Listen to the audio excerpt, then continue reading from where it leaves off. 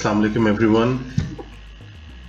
This is Sameer Toor from Learning Connection, and today I'm going to talk about STEM education in schools in Pakistan. Although it's a relatively a new idea and it's not a mainstream thing so far, I hope it becomes an integral part of our mainstream education. But at present, it's not a widespread thing. I think talking about what STEM is, it stands for science, technology, engineering, and mathematics. And any engineering project is essentially a STEM project, and we cannot separate, where is the mathematical part and where is engineering, where is science, where is technology. It's an integrated, it's one thing. For any school, it is important that they develop a holistic approach to achieve STEM. It cannot be done by one teacher, it cannot be done by one principal. It needs the whole team to be involved in that, and just the way responsibility cannot be, laid on one person. The credit cannot go to one person, so it's always a win-win situation for the entire team, or a losing situation for the entire school.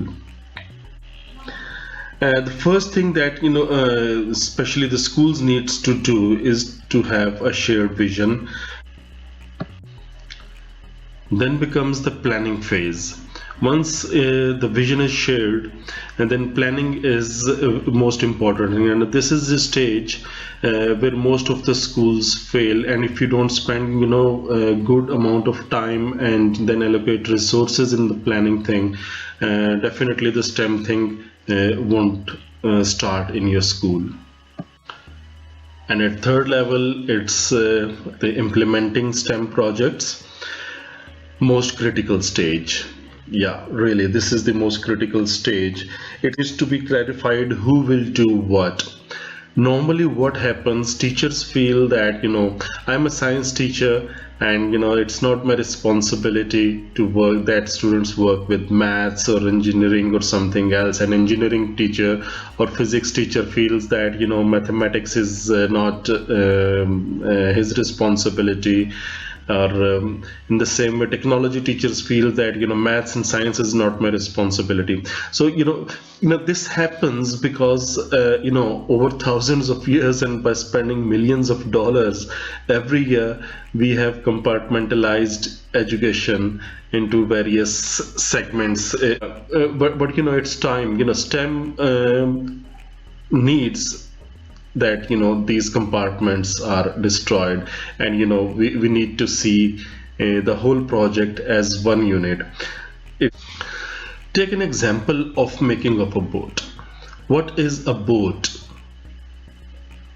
It's something that should float on water. Now making a boat is not an easier thing. So if we engage students in making a boat that should float, so that is the objective, a boat should float. There are certain parameters that students will take care of. But if we add some battery powered propeller, and then because of that added weight to that board, whether it will float or sink. And then if we want to add some remote controls or solar power, so that boat can run for longer, and we can control it. So there are so many things. It has some design implications, it has some mathematical implications, it has some and then you have to discover laws of physics in that. So this is one simple example of using STEM in a school, that gradually you increase the projects. So at the end, it becomes essentially an engineering project where students create a board which has some remote control features, and everything is designed and manufactured by them. As in that way, that is the time when students start enjoying such projects, and then they discover that what are the laws of physics that they need to cover, what sort of mathematics is involved.